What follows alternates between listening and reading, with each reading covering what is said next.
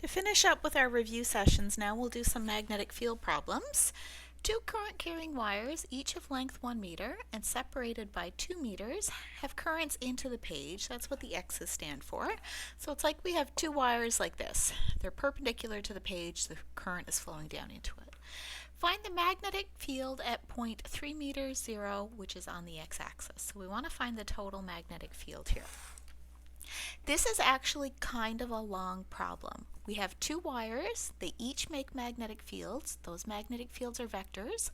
We have to find the magnetic field vector right here due to this wire, right here due to this wire, and then we have to take the vector sum. We have to do the addition. So there is going to be quite a bit of work here, which is fine. We just have to get to it and not be afraid of it. So let's start with wire 1. If we want to find the magnetic field due to wire 1, we know that that magnetic field makes big circles around the wire. Try and draw the circle. It's a little bit hard to get. And then the orientation of the circles are given by the right-hand rule. So you put your thumb with your current and you look at what your fingers are doing coming around.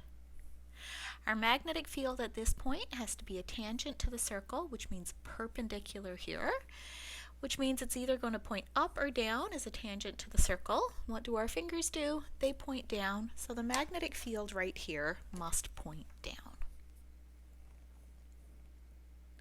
Here is my B1.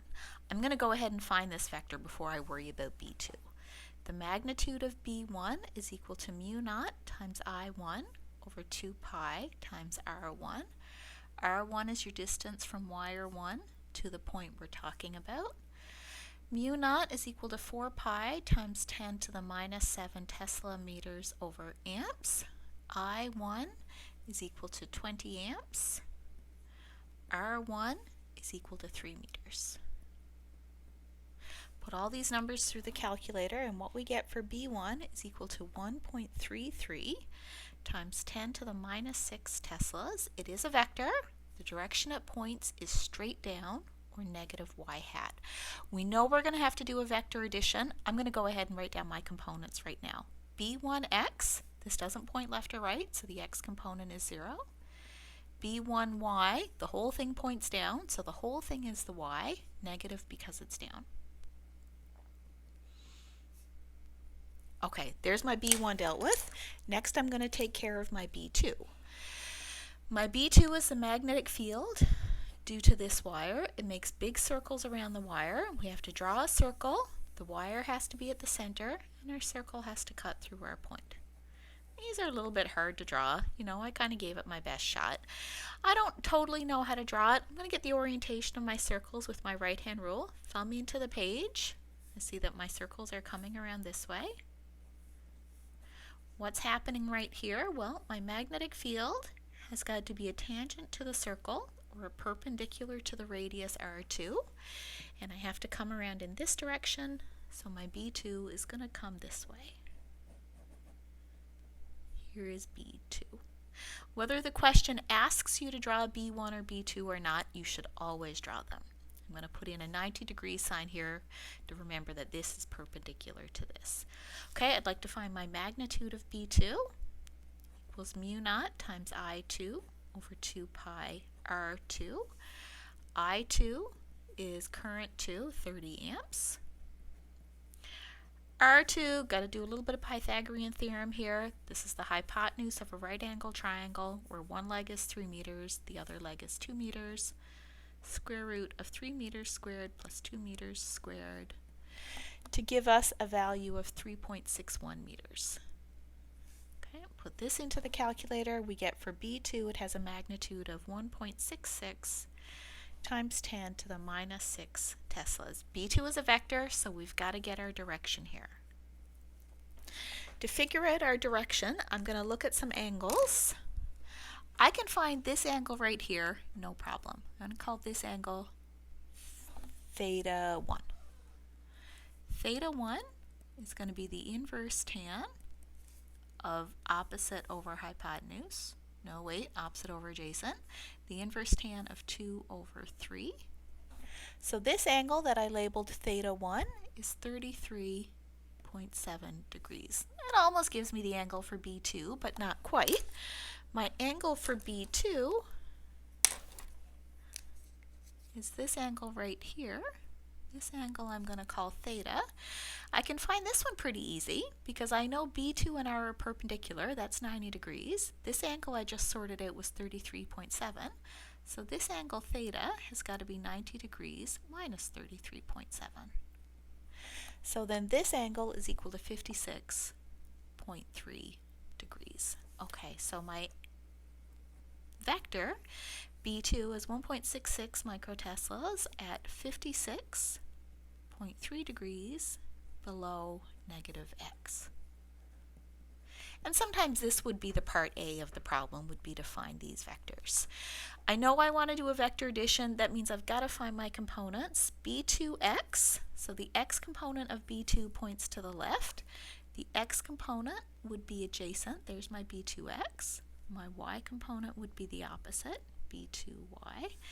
So B2x is negative B2 times cosine 56.3 degrees.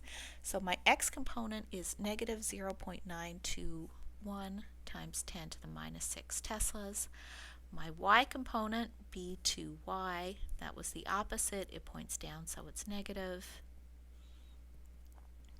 So my y component is negative 1.38 times 10 to the minus 6 teslas. So you see we have to do quite a bit of work here to get our part A finished. Determine the magnetic field. Okay, I've got my x's and my y's. To find my total magnetic field vector, B, it's the vector sum of 1 and 2. So my x component is B1x plus B2x. That gives me negative 0.921 times 10 to the minus 6 teslas. My y component is B1y plus B2y. So this plus this gives me negative 2.71 times 10 to the minus 6 teslas. There's two ways we can represent our answer. We can write it as a vector. So B is equal to negative 0.921 times 10 to the minus 6 teslas in the x direction, minus 2.71 times 10 to the minus 6 teslas in the y direction. So we can do unit vector notation, or we could do magnitude and direction. If we were to do magnitude and direction, we would draw our x component bx, we would draw our y component by, and then we would find the magnitude b. So our magnitude b would be the square root of the x squared plus the y squared. This squared plus this squared, take the square root. What we would get for that magnitude would be 2.86 times 10 to the minus 6 teslas, and then we would find our angle. Theta would be the inverse tan of the y over the x. And that would turn out to be 71.2 degrees. So we could also write our vector as b equals 2.86 times 10 to the minus 6 teslas at 71.2 degrees below negative x. These are both valid ways to write down what that total magnetic field vector is. Okay, part B. A charge of Q equals negative 2 times 10 to the minus 5 coulombs is injected with a speed of 4 times 10 to the 6 meters per second into the page at this point right here. So we're shooting some negative charges in this way. What's the force on that charge? So now to find our force, let's just grab a fresh page and let's do a fresh diagram. So on our diagram, part B, our magnetic field looks like this, B, and our negatively charged particles are being projected into the page, negative. I think on this picture I might also like just to put in my angle. So my angle right here, yes, into the page is correct. So my angle right here was 71.2 degrees. Okay, so let's find the magnitude of the force first. To find the magnitude of the force, we remember that magnetic force has a magnitude, or a size, of the size of the charge times the size of the velocity or the speed times the magnitude of the magnetic field times sine theta. You have to be super careful with theta here. You'll notice as we went through, we wrote down an awful lot of angles. You have to make sure you use the correct angle here. This angle theta refers to the angle between the velocity vector and the magnetic field vector. Our magnetic field looks like this. Our velocity is into the page. The angle between those two things is 90 degrees. So this angle is actually 90. So you have to be super careful about those angles. So the size of the charge is 2 times 10 to the minus 5 coulombs.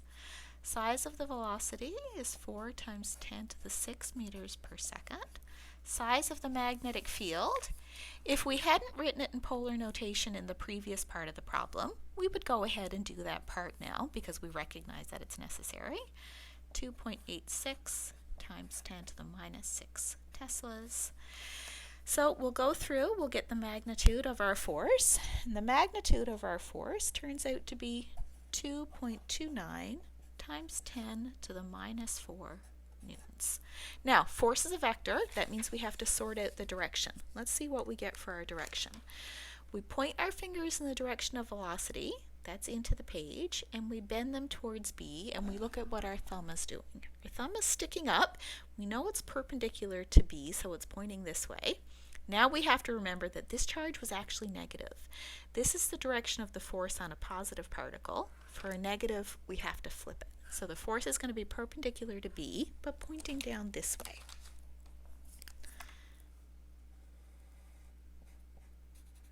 So there's the direction of our magnetic force. So when we write it as a vector, we're going to need to figure out this angle right here. Well, we know these two are perpendicular. So this angle theta is going to be 180 degrees minus 90 degrees minus 71.2 degrees. That's going to give us 18.8 degrees. So where I got this from is I know a straight line is 180 degrees. To get this one, I have to take my 180, take away 70.2, take away 90. I'm left with 18.8. So in writing my answer, I would say FB is 2.29 times 10 to the minus 4 newtons at 18.8 degrees below X. Okay, so there's that question done. Now for the next one we'll work through. This one looks a little bit different, slightly different geometry here, but not really that different of a problem. A wire carrying current of 10 amps flowing to the right lies along the x-axis as shown. Find the magnetic field at the point x equals 0 and y equals 2, that's on the y-axis, and show the direction of the field on the diagram. Why don't we get the direction of the field first? So we know that magnetic field makes a big circle of the wire. We want to find the magnetic field right here. So we ask, what are our fingers doing? We put our thumb with the current, and our fingers are coming around in a circle right here. At this point, the magnetic field is coming out of the page towards us. We represent that by a dot on our diagram. So there's our B. To find the magnitude, B is equal to mu naught times I over 2 pi times R. 4 pi times 10 to the minus 7 Tesla meters over amps times current I, 10 amps, divided by 2 times pi. R is the distance between the wire and the point we're talking about. That's equal to 2 meters. That gives us a magnetic field, B, equals 1.0 times 10 to the minus 6 teslas, and the direction is out of page. Whenever you're asked for a magnetic field, you have to remember to give the direction. Okay, part 2. We take a negative charge, we give it a velocity of 4 times 10 to the 6 meters per second to the right, and what is the magnetic force exerted on this charge? So for magnetic force, we'll remember how to find the magnitude of the force.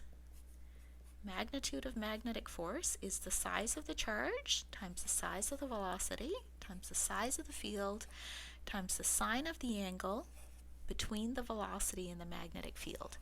The velocity is to the right, the magnetic field is out of the page. The angle between those two things is 90 degrees. So size of my charge is 3 times 10 to the minus 7 coulombs times the size of my velocity, 4 times 10 to the 6 meters per second, times the size of my magnetic field, 1 times 10 to the minus 6 Teslas. All that through the calculator, and we get that our magnetic force is 1.2 times 10 to the minus 6 newtons. Now, force has a direction, so let's use our right-hand rule. We put our fingers in the direction of velocity, bend them up towards our B. We see our thumb stick straight down. That would be the direction of the force on a positive charge. We have a negative charge, so we got to flip it. The direction of our magnetic force is straight up. So we can say up, or if you prefer unit vector notation, you could put a y hat in there.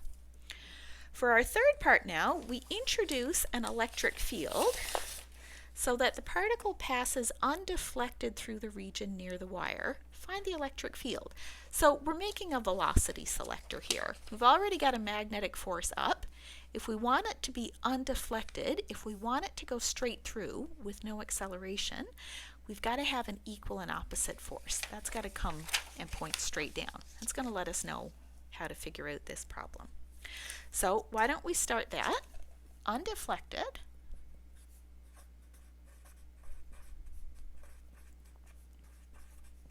means our acceleration equals 0. So the sum of the forces on our charged particle is going to be mass times acceleration equals 0. The two kinds of forces we're going to have are the magnetic force and the electric force. They have to sum to be 0. That tells us that these two forces are going to be equal and opposite. Okay, I'm feeling the need for a diagram now. Here's my negative charge. My magnetic force points up. So to deal with the opposite part, my electric force is going to have to point down. So opposite tells me that Fe is down. Now I remember that my electric force is charge times my electric field. My charge is negative. If my charge is negative, then my force and my field have opposite directions. Therefore, E is up. Okay, I've got my direction of my field. To get the magnitude of my field, I need to deal with the equal part. For the equal part, the magnitude of my electric force equals the magnitude of my magnetic force. The magnitude of my electric force is the size of my charge times the size of my electric field. That's equal to the magnitude of my magnetic force, which I found to be 1.2 times 10 to the minus 6 newtons. So the size of my electric field then is 1.2 times 10 to the minus 6 newtons, divided by my charge, the size of my charge, which was 3 times 10 to the minus 7 coulombs. That gives me an electric field with a size of 4 newtons per coulomb. And then to make it a vector, I put in my direction of straight up, or y hat.